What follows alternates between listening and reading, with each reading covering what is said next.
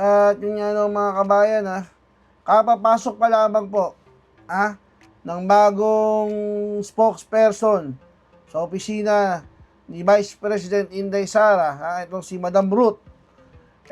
Hindi pa po umiinit ang buwan, inatake na po, inatake na po ni Attack Dog ng Malacanang, mga kabayan. Sino po ba itong Attack Dog ng Malacanang? Wala pong iba, mga kabayan, kundi po si Auntie Claire, mga kabayan. Umatake na po itong si Attack Dog Auntie Claire. Dito nga po, sa spokesperson ng Office of the Vice President. Mga kabayan, napakaganda po ng mga tanong dito kay Madam Ruth, at napakaganda rin po ng kanyang mga sagot. Doon nga po sa interview nga sa kanya ni Sir Ted Pailon, kanya nga pong sinabi na kapag ang Vice President ay wala sa bansa, hindi po ibig sabihin po nito natutulog na po sa mantika yung mga proyektong kanyang ginagawa. Hindi po ibig sabihin na wala ang Vice President sa kanyang opisina, ibig sabihin stop na po yung trabaho. Ayon po kay Madam Ruth, nandun po yung mga staff ni VP Inday Sara at patuloy na nagseserbisyo sa mga Pilipino. Putya, mga kabayan, mukhang minaniobra na naman o tinwist na naman netong ni Attack Dog. Yung sinabi ng spokesperson, mantakin mo, napakaganda po ng sagot. Pusang gala, wala ka na talagang maririnig na maayos dito kay Auntie Claire dito kay Attack Dog. Wala ka na pong maririnig. Lahat po ng sasabihin mo, lalagyan na po niya ng twist. Kahit gaano pa aganda yung sasabihin ng isang tao, basta kalaban niya sa politika, dahil lagyan po niya ng twist, gagawin niya pong issue. Ano po yung sinasabi ko, mga kabayan? Ito po, mga kabayan, panoorin po ninyo kung paano po niya lagyan ng twist yung napakaganda pong sagot ni Madam Ruth doon sa interview. Wala nga po binato na masasamang salita laban kay Marcos o laban dito kay Attack Dog. Pero ano pong sinabi ni Attack Dog? Ito po, mga kabayan, pakinggan po. Doon po sa statement ng OVP spokes, ang sabi po niya, hindi ibig sabihin na personal trip ay nasa bakasyon. Just because she is there does not mean all the staff will no longer work. There are competent and able people in the OVP who can do their jobs without her. Ano po ang... Okay, pag sinabi po nating personal trip, on leave. Pag on leave, wala pong ginagawang official functions. So, paano po ba makakategorya yon? So, in other words, pag personal trips, walang ginagawang functions. So, parang bakasyon. Mantakin nyo, mga kabayan, na isingit pa niya yun, na pag-personal leave daw, ibig sabihin, walang ginagawa. Baka yung amo mo, yung walang ginagawa. Partida yung amo mo nga pumunta ng Singapore para lang manood ng F1 race. Tapos sasabihin, kinausap niya daw yung mga businessman doon. Di ba? Baka yung amo mo, Attack Dog. Etong si Attack Dog na to, mga kabayan, namumuro na to Di ba? Napakaganda nung tanong Di ba? Tapos lalagyan mo ng twist na pinapasama po talaga yung mga kabayan, yung opisina ni Vice President Inday Sara. Gusto niya po kasi, mga kabayan, palabasin po, natatabad-tabad po ang Vice Presidente. Hindi daw po katulad ni Bangag Jr. na napakasipag daw, action daw. Action, tapos si Vice President, bakasyon. Di ba? Naiisip niya yung mga ganyan. Napakalupit mo talaga, Attack Dog. Ano pa po sabi niya, Attack Dog, mga kabayan? Pakinggan niyo po ito. Competent staff to do the job while the Vice President is out of the country. So, ipagpunyagi po natin ang mga competent na staff ng OVP. Kahit na wala ang Vice Presidente sa bansa at on leave, nakakapagtrabaho ang ibang empleyado ng OVP. O di ba, mga kabayan? Saan ba kumukuha ng kapal ng mukha na to? Ito si Attack Dog, mga kabayan. May pa ano-ano pa sa mga Di ba? Mga staff daw ng OVP na kahit pinapaulit-ulit po niya yun eh. Yung wala yung Vice President, yung nasa bakasyon. Bakit mga kabayan? Kasi yung naratibo niya po, ano gusto niya po palabasin?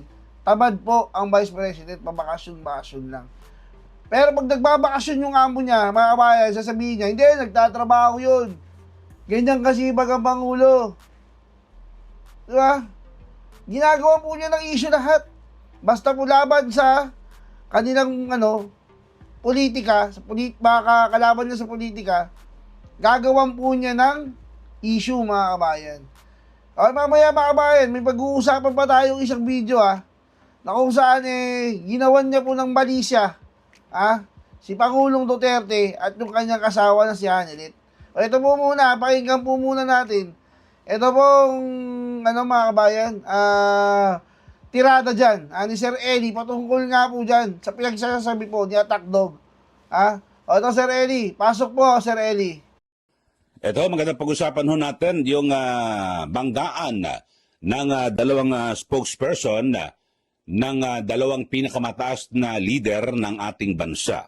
Ito pong binabanggit natin dahil sa meron ng bagong talaga na spokesperson. Ito pong si VP Sara Duterte at ito po yung sa katauhan ni Attorney Ruth Castelo.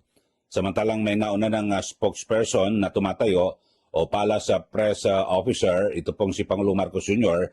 sa katauhan naman ni Attorney Claire Castro. So ikukumpara lang ho natin at ang sabi ho ni Attorney Ruth Castelo ay unang-una na direktiba, utos o instruction sa kanya ni VP Sara Duterte na hindi siya attack dog. Ang pag-usapan natin At tingnan natin kung sino ang attack dog. At may paliwanag ho si Attorney Ruth Castelo na ang isang tunay na leader talagang hindi kailangan po ng attack dog. Ito, pakinggan natin yung pahayag ni Attorney Ruth Castelo. The instructions are, number one, I am not an attack dog. So, not being an attack dog, I will not go on the offensive. I will just report. I'll be straightforward, report on what message the Office of the Vice President needs. And that's basically it, actually. No other instructions. Well, of course, except that I will need to be firm when I need to be firm, but I need to be soft as well when I need to be soft. So. How can we accept that yung responsibility as a spokesperson? Pero may pressure po ba sa inyo? Bakit po ito natin spokes na Pressure in what sense? Sorry? Sa natin ng mga issues, No, because I believe in the leader, and the leader can handle it herself. Right? I'm just a support staff, backup, cheerleader. Yeah, but... Ayun, no? So, naniniwala siya na ang leader ay kaya niyang ipagtanggol yung kanyang sarili, mga kababayan. Kasi, di ba, alam naman natin na talaga marami pong umaatake dito po kay VP Sara Duterte bukod sa Malacanang o tagapagsalita nila na si Attorney Claire Castro ay marami pa, di ba, yung mga kaalyado ng administrasyon, yung mga kongresista, mga kababayan, at iba't iba pang mga grupo o personalidad na itinuturing na anti-Duterte.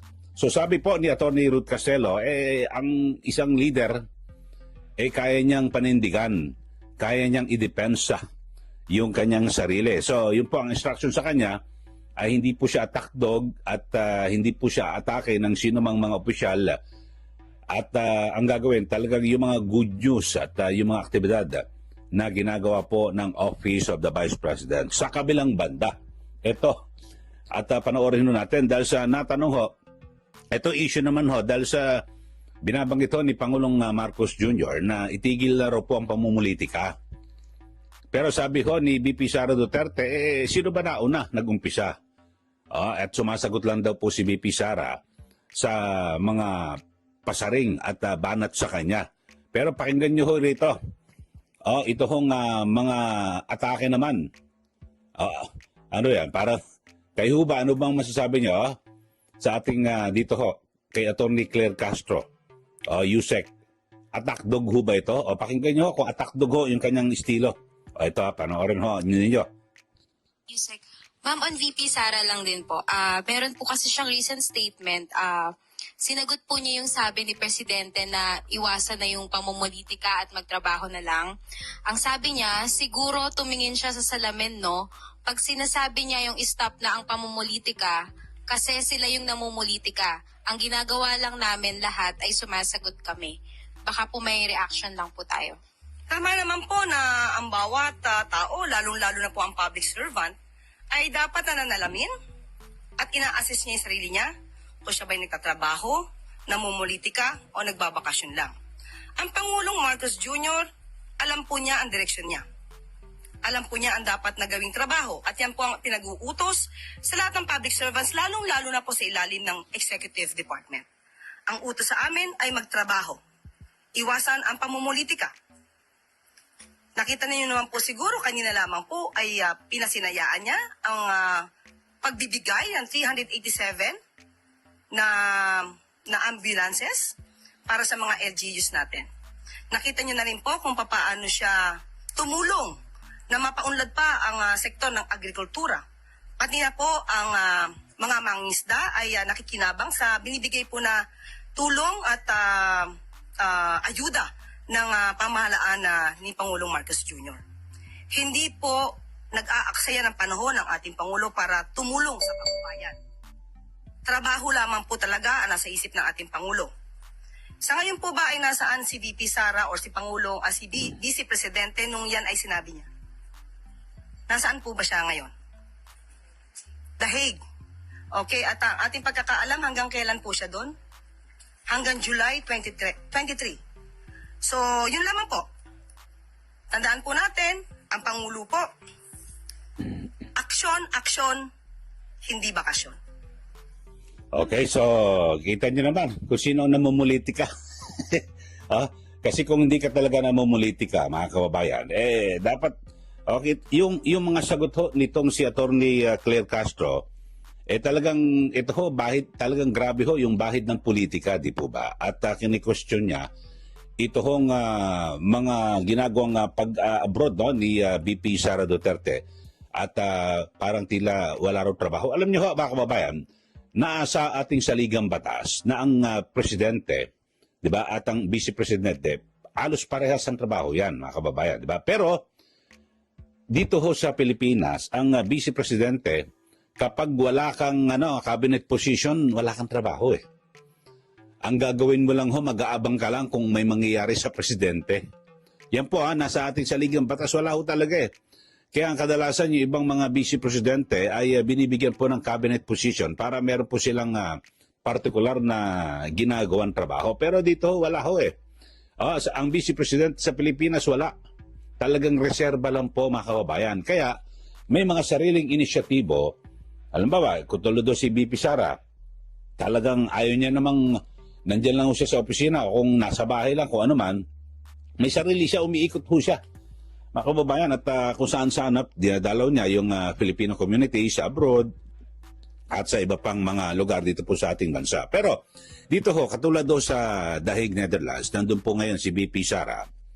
Sino ho bang anak na yung kanyang ama na matanda na 80 anyos at sabi nga po, butot balat, hindi mo dadalawin.